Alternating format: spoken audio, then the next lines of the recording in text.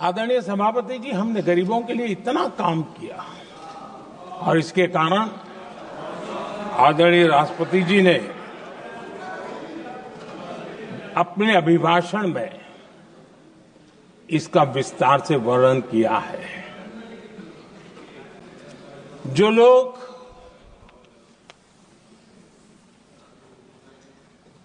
गरीबों की झोपड़ियों में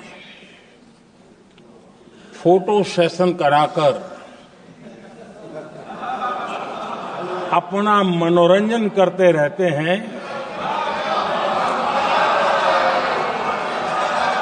उन्हें संसद में गरीबों की बात बोरिंग ही लगेगी। हमारे देश में एक प्रधानमंत्री हुआ करते थे,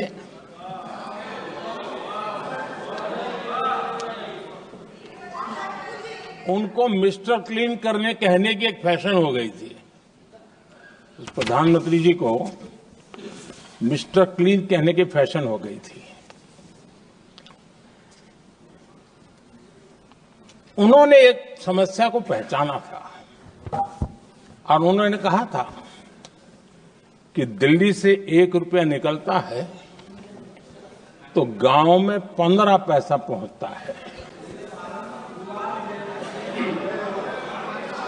अब उस समय तो पंचायत से लेकर पार्लियामेंट तक एक ही पार्टी का राज था। पंचायत से पार्लियामेंट तक एक ही पार्टी का राज था और उस समय उन्होंने सार्वजनिक रूप से कहा था कि 1 रुपया निकलता है 15 पैसा पहुंचता है। बहुत गजब की हाथ सफाई थी।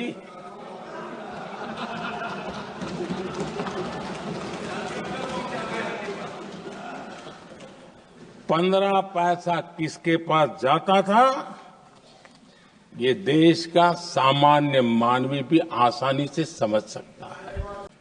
आदरणीय अध्यक्ष महोदय जी, राष्ट्रपति जी के भाषण की चर्चा के समय यहां विदेश नीति की भी चर्चा हुई और कुछ लोगों को लगता है जब तक फॉरेन पॉलिसी नहीं बोलते तब तक वो मैच्योर नहीं लगते, इसलिए उनको लगता है फॉरेन पॉलिसी तो बोलना चाहिए फिर भले ही देश का नुकसान हो जाए। मैं ऐसे लोगों को जरा कहना चाहता हूं, अगर उन्हें सच में फॉरेन पॉलिसी सब्जेक्ट में रुचि है और फॉरेन पॉलिसी को समझना है और आगे जाकर के कुछ करना भी है, ये मैं शशि जी के लिए नहीं कह रहा हूं तो मैं ऐसे लोगों को कहूंगा एक किताब जरूर पढ़ें। हो सकता है उनको बहुत फिर कहां क्या बोलना उतनी समझ हो जाएगी। वो किताब का नाम है JF case forgotten crisis. JF Kennedy की बात है। JF केस फॉरगॉटन क्राइसिस नाम की किताब है।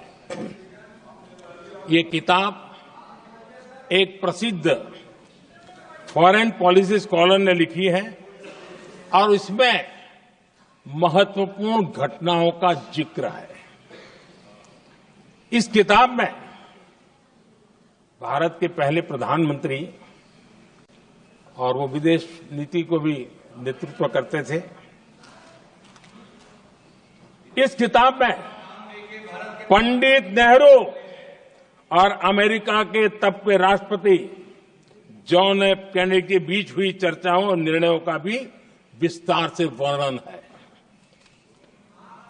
जब देश ढेर सारी चुनौतियों का सामना कर रहा था, तब विदेश नीति के नाम पर क्या खेल हो रहा था, उस किताब के माध्यम से सामने आ रहा है। और इसलिए मैं कहूंगा कि जरा ये किताब पढ़िए। जाति की बातें करना कुछ लोगों के लिए फैशन बन गई है।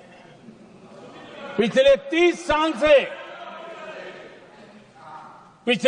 साल से सदन में आने वाले ओबीसी समाज के सांसद दलों के भेदभाव से ऊपर उठ करके एक होकर के 30-35 साल से मांग कर रहे थे कि ओबीसी कमीशन को संवैधानिक दर्जा दिया जाए। जिन लोगों को आज जातिवाद में मलाई दिखती है, उनको उस समय ओबीसी समाज की याद नहीं आई। ये हम हैं जिन्होंने ओबीसी समाज को संवैधानिक दर्जा दिया। कोई मुझे बताएं, क्या एक ही समय में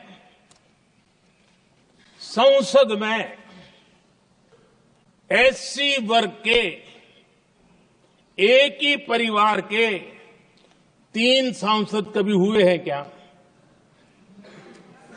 एससी वर्ग के एक ही परिवार के 3 सांसद कभी भी हुए क्या?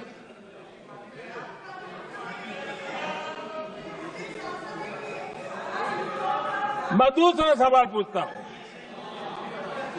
कोई मुझे बताए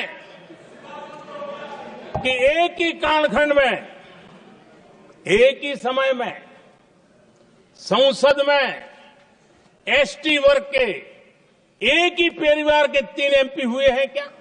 ये देश का दुर्भाग्य है कि आजकल कुछ लोग अर्बन नक्सल की भाषा खुलेआम बोल रहे हैं।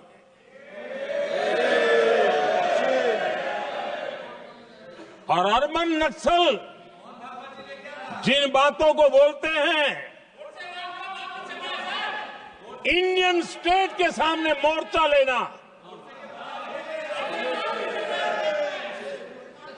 ये अर्बन नक्सल की भाषा बोलने वाले इंडियन स्टेट के खिलाफ लड़ाई की घोषणा करने वाले न संविधान को समझ सकते हैं, न देश की एकता को समझ सकते हैं। हमारा संविधान हमें भेदभाव करने का अधिकार नहीं देता है। जो लोग संविधान को जेब में लेकर के जीते हैं, उनको पता नहीं है कि आपने मुस्लिम महिलाओं को कैसी मुसीबतों में जीने के लिए मजबूर कर दिया था। हमने ट्रिपल तलाक का खात्मा कर करके संविधान की भावना के अनुरूप मुस्लिम बेटियों को हक देने का काम किया है, समानता का अधिकार दिया है।